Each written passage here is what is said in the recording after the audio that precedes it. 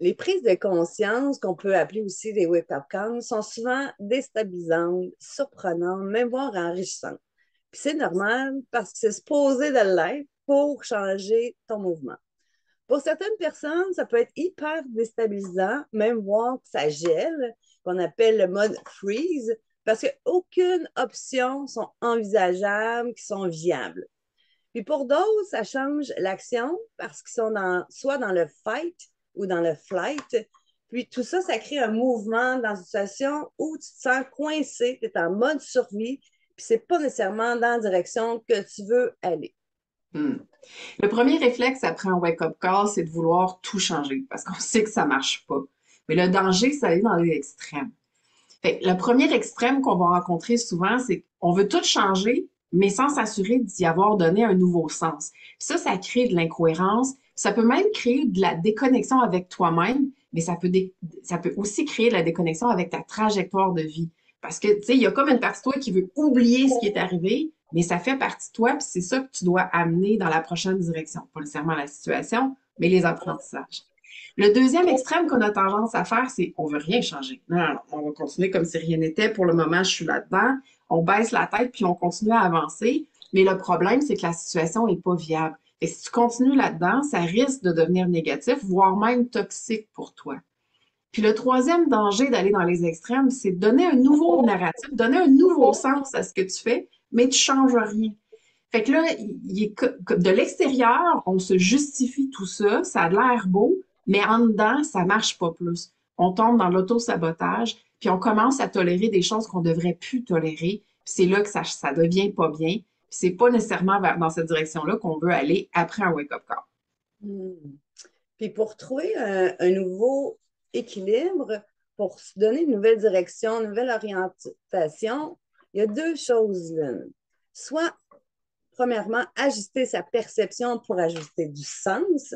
Et deuxièmement, éliminer ce qui fait plus de sens. Donc, on ajoute puis on élimine. Donc, première des choses à faire, c'est ajuster ta perception pour ajouter du sens. Ajouter du sens dans qu'est-ce que tu es et qu'est-ce que tu fais déjà. Donc, redéfinir tes valeurs, tes motivations profondes. Ensuite, identifier ce qui fait du sens pour toi, puis les conserver. Puis ajuster le narratif qui est autour de ce que tu conserves, du sens que tu conserves, de ce que tu as vécu. Puis ensuite, créer plus de cohérence entre ta volonté, ce que tu veux, et les actions que tu prends, ce que tu fais. Donc, une cohérence à faire, c'est beau de le dire, mais mettre les actions en lien. Puis le deuxième élément pour trouver la bonne direction, ben, c'est aussi d'éliminer ce qui fait plus de sens. Puis pourquoi est-ce qu'on fait ça? Ben, c'est pour faire de la place à ce que tu veux devenir, ce que tu veux avoir, ce que tu veux faire. Il faut enlever, dans le fond, ce qui fonctionne plus. Donc, c'est de revisiter tes relations pour aller éliminer ou recadrer celles qui t'enlèvent de la valeur ou qui t'étouffent. C'est aussi aller voir les situations dans lesquelles tu es en mode compromis ou survie. Fait que t'es pas entièrement toi dans ces situations-là. Tu es toujours un petit peu à côté. Puis t'es pas nécessairement en train de travailler à ce que tu veux, mais t'es toujours un peu à côté. Fait que ce qu'on veut, c'est d'éliminer les morceaux qui sont intolérables ou inutiles ou qui t'amènent ailleurs que où toi tu veux aller pour créer de l'espace justement à de nouvelles possibilités qui vont être vraiment sur ta traque de vie à toi. Puis le troisième élément pour éliminer ce qui fait pas de sens, ben c'est effectivement de pouvoir choisir ce qui te nourrit.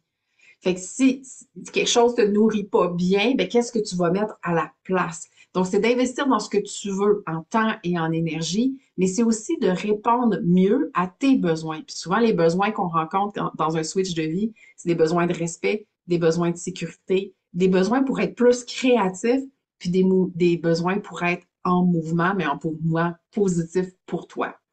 Mhm. Puis, à la lumière de ce qu'on vient de te mentionner, nous sommes curieuses de savoir par quoi est-ce que tu as besoin de commencer. Un, est-ce que c'est d'ajuster ta perception pour ajouter du sens?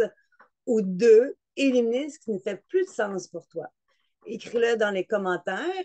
Puis aussi, on te rappelle que nous avons créé un magnifique guide, les 4 piliers de Switch de vie pour débloquer ce qui t'empêche de te réaliser. Le lien est dans la description pour le télécharger. Et clique j'aime, abonne-toi bien sûr à notre chaîne.